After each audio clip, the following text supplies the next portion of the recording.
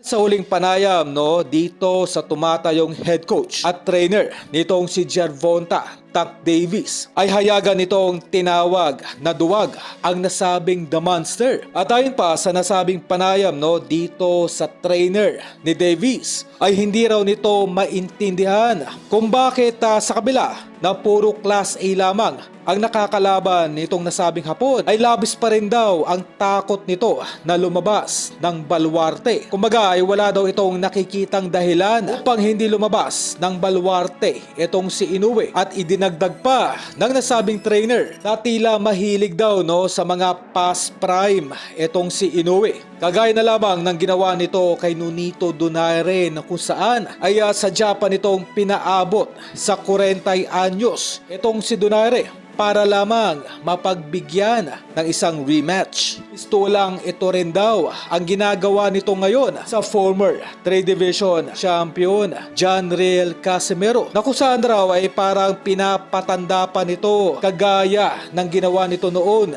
kay Donaire. Ang mga fighters po na elite ay sadyang pinapatanda po nitong kampo ni Inoue upang masiguro lamang ang panalo. Kung ating maalala, nung isang araw lamang ay nabigyan din ng panayam etong si Nakatani na itinuturing lahat sa bansang Japan na sumusunod dito sa yapak ngayon ni Naoya Inoue.